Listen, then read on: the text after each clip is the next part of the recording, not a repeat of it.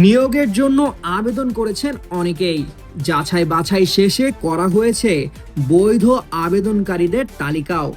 কিন্তু অভিযোগ, সেই তালিকার বাইরে একজনকে পরীক্ষায় অংশ নেওয়ার সুযোগ দেওয়া হয়, আর শেষ পর্যন্ত নিয়োগও দেওয়া হয় সেই তাকেই। তিনি দিন মোহাম্মদ ফাহাদ।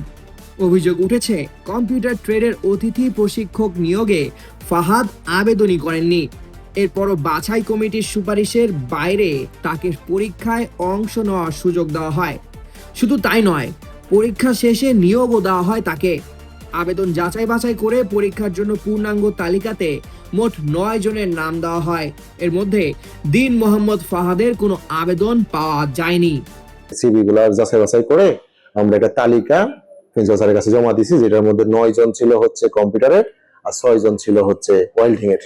এই যে আপনারা যার কথা বলতেছেন দিন মোহাম্মদ, আমি তালিকাটা এখন আমার কাছে নাই, তালিকাটা দেখলে আমি বলতে পারতাম, কিন্তু ওনার নাম ছিল না। সংগ্রহ করার পর আমরা যাচাই বাছাই করি, কম্পিউটারের 9 জন, ইলেকট্রিক আপনার ওয়েল্ডিং এর 6 জন। ফাহাদের নিয়োগ নিয়ে প্রশ্ন উঠেছে আরও একটি কারণে। এর আগে কিশোরগঞ্জ টিটিসিতে অ্যাসেট প্রকল্পের কম্পিউটার ট্রেডে অতিথি প্রশিক্ষক হিসেবে নিয়োগ পেয়েছিলেন তিনি। অ্যাসেট প্রকল্প শেষ হওয়ার পরপরই SICIP প্রকল্পে জব প্লেসমেন্ট অফিসার হিসেবে নিয়োগ পাওয়ার তথ্য রয়েছে। তারপর সেই চাকরি চলমান থাকা অবস্থায় 2022 সালের BMETর নীতিমালার আওতায় আবারও অতিথি প্রশিক্ষক হিসেবে নিয়োগ পাওয়ার অভিযোগ ওঠে। অভিযোগ রয়েছে, SICIPর চাকরি থেকে নিয়ম অনুযায়ী পদত্যাগ না করায় ফাহাদের 1 মাসের বেতন ভর্তুকি দেওয়ার প্রয়োজন হয়েছিল। তাহলে প্রশ্ন ওঠে, একই ব্যক্তি কিভাবে একের পর এক প্রকল্প ও পদে নিয়োগ পেলেন, আর সর্বশেষ নিয়োগে আবেদন না করেই কিভাবে পরীক্ষায় অংশ নেওয়ার সুযোগ পেলেন?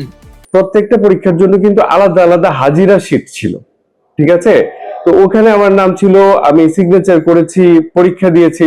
এরপরে যথারীতি ভাইবার শেষে বলা হলো যে ঠিক আছে, পরবর্তীতে জানানো হবে। তবে অনিয়মের অভিযোগ অস্বীকার করেছেন কিশোরগঞ্জ কারিগরি প্রশিক্ষণ কেন্দ্রের অধ্যক্ষ জাবেদ রহিম। তার দাবি, 3 সদস্যের বাছাই কমিটির প্রক্রিয়াতেই দিন মোহাম্মদ ফাহাদের নাম ছিল এবং নিয়ম মেনেই তাকে নিয়োগ দেওয়া হয়। এটা কমিটি তারা যাচাই বাছাই করেই তাকে সিলেক্ট করছে। বাদ পড়ছে আবেদন, ওই বাতিলকৃত আবেদনটা সহ তাৎক্ষণিক তারা আরেকটা চূড়ান্ত তালিকা করছে, কিন্তু ভুলক্রমে চূড়ান্ত তালিকাটা চুরি হয়ে গেছে, যা জিডি করা হয়েছে, এবং মূল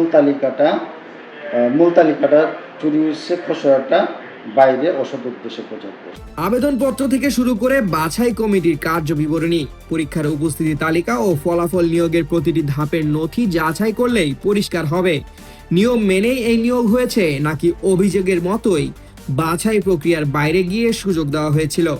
অভিযোগ আর পাল্টা বক্তব্যের মধ্যেই এখন সামনে এসেছে নিয়োগ প্রক্রিয়ার স্বচ্ছতা নিয়ে প্রশ্ন।